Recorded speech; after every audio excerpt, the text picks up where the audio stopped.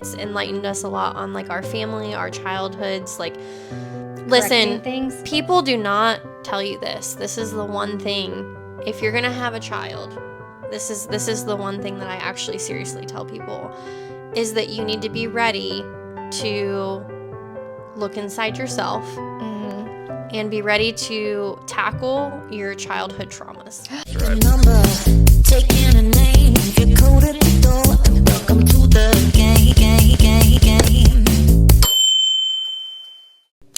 Hi, welcome back to another episode of Dear Dilemma.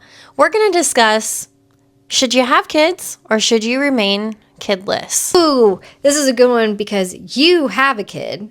Yes. And I don't, unless you count my dogs. And I do try to talk Brooke into having children.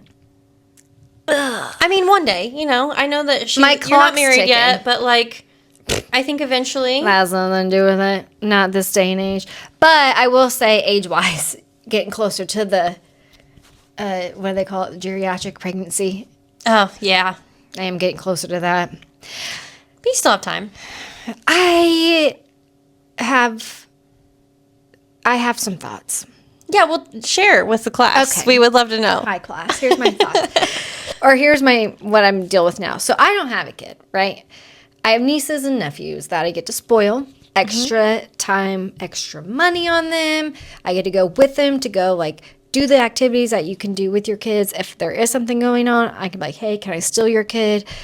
So I don't have to take them. But guess what else I get to do with that? I get to go home in peace and quiet.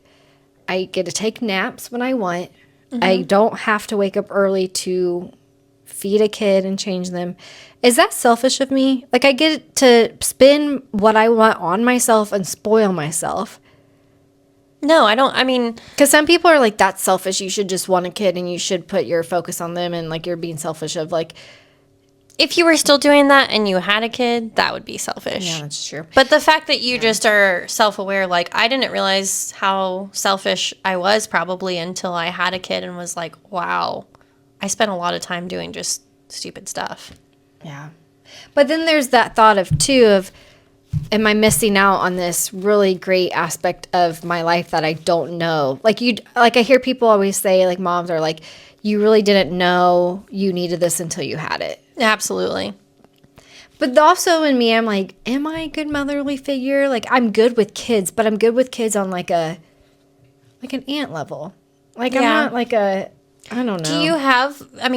Do you want kids, or you're just undecided, do you think? That's another thing. If I could have it my way, which you would think by now without going like too crazy into like the IVF and all that. If I could have it my way and I could have one kid, just one, and it was a boy, I would get pregnant tomorrow. Really? Actually, take that back. I would get pregnant when I can afford a house. Okay, fair. But yeah, it's not like that. You would just want to have a boy. One boy and be done. Yeah.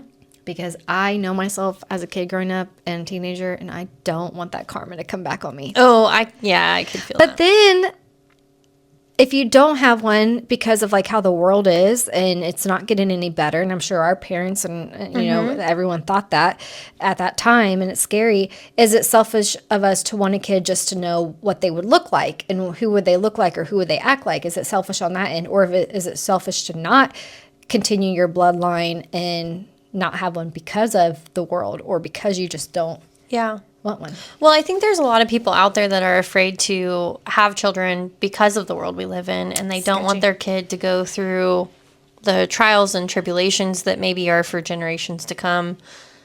But then again, it's not like everybody's deciding not to have kids. So there could potentially be, your child could be one that would innate change in the world. You know, they could be somebody that wants to help people, wants to love your child. He is the cutest thing ever. He's very empathetic too for a 3-year-old. He recognizes when people are like cold and stuff. I don't know. It. Can you tell me why, like, to have a kid? Yeah, Since you have one. For me, I was undecided on having kids for a little while. Like, I always knew that I wanted to have a baby. I knew that was my life path. I wanted to be a mom. I've always wanted to be a mom, but I didn't know when. And I went through obviously, like I told people in the last time, I had been engaged before too. So when I finally met my husband, we got married, and it made sense. Like it had to be at a moment in time where I felt like we were stable. We had stable jobs. We had a house. We had like, I think for me to actually biologically get to that point where I was like, I'm ready to have a kid, I kind of had to have all these things that I needed first for it to make sense. And then I just woke up one morning and I think it just clicked. I was like, I think I'm ready. And then actually going through the process of getting pregnant, being pregnant, having a really loving husband that was like there for me the whole time through the birth. And then as much stress as having a child causes, it's the most, this is going to make me emotional actually, I'm sorry, but it's like the most rewarding experience. That's what I hear. It's such a beautiful experience, and you never really understand, I don't think, yourself as a whole person. Sorry, I'm getting like a little emotional. But that's what I hear, like in videos and stuff of like new moms are like, they say the same thing. Like you truly don't know that side of yourself. It's a huge, things are complete. It is. It's like, it's a huge life change. It's a huge perspective change. Like I look at life completely differently now after having him, and in such a beautiful way too. Like, I mean, it's stressful, obviously. Like there's times where I'm like, oh my gosh, will you just shut up? Or like, will you stop crying? Or can I just get one night's sleep without being interrupted? But at the end of the day, it is so incredible to go through it, because it's almost like, did you ever learn about like the phases of life where you're like self-actualizing? Like that's the highest level that you can get to. Like, girl, I think Buddhist monks like believe in that, but not grade school. Well, no. It's like, you know, how insightful you are to yourself, and reaching like the highest level of like awareness. Yeah, I guess. And I don't think I would have realized the things that I realized about myself now or my life until he came along, because it changed things for me, and it changed things for my husband. It's enlightened us a lot on like our family, our childhoods. Like, listen, people do not tell you this. This is the one thing. If you're going to have a child, this is the one thing that I actually seriously tell people, is that you need to be ready to look inside yourself and be ready to tackle your childhood traumas. Because people don't talk about that. Wow. And having your own child, it triggers a lot of your own childhood traumas that you didn't even know existed. Wow. And so that's deep. It is deep, and I don't think people talk about it enough, to be honest, because it is such a perspective that is there, and I think a lot of people don't even recognize it. Yeah. They just don't understand why they're getting so annoyed with their kid crying, or like there's a certain thing that they're doing and they're just, it makes you like immediately angry or something. Like that's because of your childhood triggers and your childhood things you've been through. So going through parenting with my husband, we've had to have really deep conversations about things we've been through in our childhood and what triggers us and how we want to do things differently with our kid. So it's a whole nother aspect of marriage. Oh, tied in with. Along with how do you raise your kid to be the best possible child. So it's just, sorry to kind of ramble, but I think that that's one thing that you should consider. Like I think you should be in a good mental health space, and when you're going to have a child, and then after you have a child, if you need to seek counseling and stuff, like I think that's really normal, because you get triggered and you don't even realize why. See, that's where I'm like, like Zach has anxiety and stuff, and his mom's like, well, I think you should just have a kid, because then your anxiety will go off of you, and then it'll just go towards your kid, and then you won't worry about yourself, and you won't have your attacks because you'll be more worried about them. And I'm like, I don't think that's the answer. Like, no, thank you. I don't think that's it. And like they throw up. Like, I don't do well. Like I don't do well with vomit, and they get sick. Like my nieces know. They know. Yeah. And like my dogs throw up. And they're just like kids. And I'm like, guys, but I can leave my house. And, and you have a lot more freedom. But if you think about it, you really only have your child for probably not even like maybe 12 summers or something. Like they say really at that point, like they're with their friends. Like it's a very short amount of time that you're putting in the work as a parent to really be molding them, and then you have to unless trust they're your like parenting. doing sports and they're always with you because they have to be. And even as adult, like, you can say, oh, I have to only deal with them for 18 years. No, you don't. Like, No, you're still calling, whether you're a male or female. I guarantee you're still calling your mom or your dad or whoever raised you. You're still calling them for help. Like, Absolutely. I have questions and I'm just calling and I'm like, I need help with this, or I have a question on this. Like, And you're never really done. No. And then if you want to be a grandparent eventually, that's a whole nother blessing that I feel like my mom, she loves being a grandparent. She is like, honestly, this is just such a beautiful gift. She's like, when you're a parent, you're just going through the motions. You're just trying to survive. You're just trying to do the best you can. But when you're a grandparent, you've already been through it. Yeah. You get to sit back, and she's like, it is just the most beautiful thing. You get to just relax and enjoy your grandchild. Can your mom be my mom? Yeah. Well, they are, right? We established that last time. And I are siblings. I went to ancestry.com. Back to anxiety, though. Like, so my husband kind of goes through that too, and it actually helps him. Having a kid then? Yeah, because I think that it gets him out of his funk. Like, if he's, sometimes he goes through like these periods of time where he's just like, he's not happy, and he needs something to pull him out of that funk. I'm telling you, her kid is the cutest thing, and he has the cutest little raspy voice, and I hope he never grows out of it because I love it so much. Yes, and he's hilarious. He always greets me when we do this. He always greets me at the door. Hi, Brookie. And then by the time we're done, he's already in bed, and I'm so sad. And I will say, for you as a first-time mom and having him during COVID, it was during COVID shutdown, wasn't it? Yeah. Like, she did very well. She let me come over and see him and my mom. And I don't think, do you need to make us wear masks? I think only if you held him. Yeah. That was like my one rule at the time. Yeah. And I know wash your hands and all that. And obviously I never kissed the baby. Like, I know that's like a number one rule. Yeah. But I think you did really well because like. Oh, thank you. Like my cousin, she had her daughter pre-COVID, and then everything happened, and her anxiety got really bad, and like she was very strict, and kind of was like, but now she's on medication to help her anxiety, and it's helped a ton. Like, and she said that too. She's like, I feel back to my normal self. So it was like excitement of having a kid, and then also dealing with a worldwide. Yeah, shut down, and that's a lot of anxiety too. Of like, oh no, I just had it. But I will say you did a really good job. Well, thanks. And you know what? I appreciate that, but I also never went through postpartum depression. Like a lot of women do, and it's also another topic that I don't feel like a lot of people talk about. But I mean, having to recognize that and seek help and get the right meds that are going to help you. Like, you don't know what your hormones are going to do after you have a baby. They're all wacky. Yeah. And they say that it takes like 2 years for your body and your hormones to regulate again. Oh. So. Well, I also think too, and I'm going to assume that they don't probably do as well as a sex ed class in high school as they used to. And obviously we know like high schoolers get pregnant and stuff. I think that if they don't do it anymore, because I'm pretty sure they don't, or it's very, very minimal, they need to bring that back, but they need to bring it on a level of like, there's things that even I didn't know where if you've had to tell me, or like my cousin or my other friend who's had a baby, like I didn't know that after you have a kid, don't ask me why I don't know this, because they never taught it to me. Like, I didn't know you had to then birth your placenta after too. Yeah, you have to push that out. Didn't know they did certain massages. I didn't know really, like, I know when you breastfed, I thought it just came out of the one, and apparently there's others. Yeah.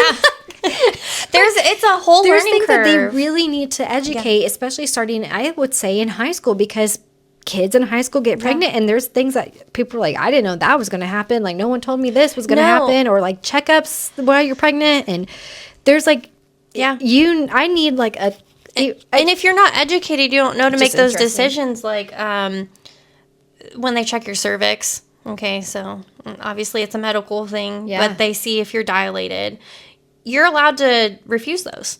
Huh? And I had to do a lot of research because I don't. Why? Well, because it's not comfortable, for one. And if you're in labor and they're like, oh, let's see how far you're dilated. I'm like, let's see how far you're dilated after I kick you in the face. No. Like, it's not comfortable. But I had to do a lot of research to be like, oh, it's my right as a woman to say, no, I don't feel comfortable with that right now. Let me do what my body can do, because I can't have you check me right now. Like, I don't feel comfortable with it. I hope that, like, if I do decide to have a child, I go to a very good, they're actually like top 3, I think, in the state of Ohio for their birthing center. Oh, yeah. And so I'm really, like, I see a midwife, and I've always seen her. I love midwives. Love her to death. And I would hope that after learning along the way of friends and having kids and seeing videos, that my goal, and people are like, oh, okay, this, they talk you down. My goal would be to not have an epidural if not possible, because I think your bodies are meant to do what they're meant to do. Yes, the pain is unbearable. But I've been told, because I've had a kidney stone, that was worse than having a baby. Oh, I've heard that before, too. That was awful. I for sure was like, rest in peace to me, bury me in the backyard. It was awful, and I didn't get any medication for it, because by the time I got to the hospital, the pain kind of subsided, and they're like, oh, yeah, you passed it. And I was like, whoa, oh my gosh, experience. But I would try to, like, not have an epidural. I would hope that don't, like, they also have learned, like, having a baby on your back is not really the way to be doing it. That was brought on by somebody in the ancient times, that because they wanted to see it. And I'm like, okay, well, what's the proper way? And I've noticed, like, if my stomach's hurting, like, if I'm nauseous or anything, if you, like, just lean over and you're standing, like, the counter, that makes you feel better. A lot of women have now had their babies kind of leaning over the hospital bed. Yeah, or they have birthing bars that you can use. Yeah. They've got peanut balls. I would hope that if the time came, that's a whole other topic of having a kid, is what plan do you want? Yeah. Well, and, I mean, not to get too deep into it, but I had my son naturally. You didn't have an epidural? I did not have an epidural. I had him completely natural. I used a birthing tub, but at the hospital I was at, you can't actually give birth in the tub. You can just use it for contractions. So they started to induce me, but I was only on a very small amount of Pitocin. I had a midwife. She stopped it pretty early, just as long as my contractions stayed like normal. And I moved around. Which helped. Did it help? It helped. I was able to do the birthing tub and, like, change positions and move. And fun fact, just going to throw this out here because we're on the topic. Any women that are pregnant, plan to do natural birth or even just birth in general, my midwife shared with me that your glottis in your throat is connected to your pelvic floor. So if you are screaming, like when you're trying to give birth because you're, like, in pain or whatever, and you have that high pitch, it's actually not going to help the baby descend.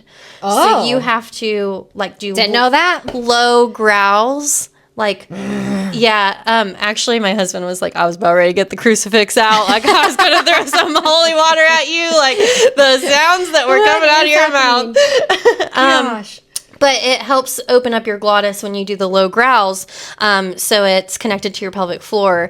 And then me being a physical therapist assistant, we had a lot of education about pelvic floor therapy. Oh, so you were so I knew some about it, but, like, you can have a separation in your abs. You know how women, like, joke and they're like, oh, it's normal to pee a little bit after you have kids. Like, that's not normal.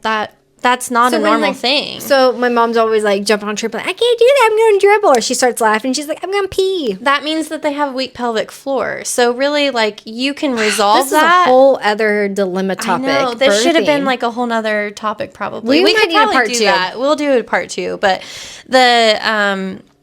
like, when you pee a little bit or you sneeze and you pee, like, those are all things that should not be considered normal after having birth. You can repair that. You can work on your pelvic floor and strengthen it. People that have incontinence, you can strengthen that. You can actually change that. And these are things that maybe go back to making you decide if you want to have a kid or not. Like, I don't know if I want to go through all of that. I don't know if I want to go through being pregnant. I don't want to have morning sickness, which you can't control. I don't know if I wanted to do that. And then I don't know if I can handle baby vomit, like newborns and that. But once they hit the certain age, I know that's a fear. What's that called? I don't know. There's a phobia, and I have it, and I'm sorry. I can only handle my dog's vomit. And even that sometimes I'm like... That's true, though. I mean, kind of what you're saying. They say it's different, though, when it's your kid. It is different when it's your kid, but also... think it is. I know, like, you know the episode of The Office where, like, everybody throws up? No. I probably didn't watch that because you threw up too. hate it. I don't know how I worked in the ER. Matter of fact, I do know how. Anytime a patient would come in and they were vomiting and I had to walk them back or whatever, and I would just be like, they're faking it. I would tell myself that they're faking it in order to control. That's actually funny. And they weren't. I was seeing it, and I was like, no, they're faking it. They're being dramatic. They were. They're just hacking up. I don't know what. I ate a lot of goldfish during that time to ease my stomach. But anyways. Wrapping back to the main subject, because we're going to do a part 2. We're going to have to do we have to do a part 2 on probably babies and birth and all that. Because I'm really curious on a lot of things. And I think a lot of people are too, and people don't talk about it. And we'll help you. Well, I won't. Yeah. I'll have more questions. But let us know. What do you think? Pro having kids, pro not having kids, versus pros and cons. I mean, there's a lot of like financial aspects. Yeah, that's another thing. And everyone's like, you're never going to be financially stable, so it doesn't matter. You'll make it work somehow. I'm like, I don't like that. You'll make it work somehow. Which I know I have that mentality. If something were like, I know I'll make it work, but I do think you need to be like a little bit ready, though, in the sense of just not in that house I'm in, having a plan. I want room for a child. I don't want to put them in a closet like Harry Potter, and that's what would happen. Well, I also need a bathtub. They don't need their own room. I've heard that. They're like, they're really in your room for the first year. Still don't have room in my room. Well, I just want to tell everybody out there, having a kid is a beautiful experience. It's an emotional experience, but it is the most rewarding thing you'll ever go through in your life. And watching your kid just blossom and grow and develop their own personality, it is just, does that mean you're ready for round 2? Yeah. But it's taken a lot of years to get there. It's taken 3 years for me to probably want another one. That's okay. You can take your time. Yeah. Anyways, let us know what you think. Make sure to comment, like, or subscribe on YouTube, Instagram, and TikTok at Dear Dilemma Official. And make sure to write in your dilemmas. Yes. And maybe stay tuned for a part 2. Oh, yeah. We'll have a part 2 because I think this is a very... like me, who's uneducated and I don't know things. I'm actually curious. Interesting topic. Yeah. All right. Stay tuned. Have a good weekend.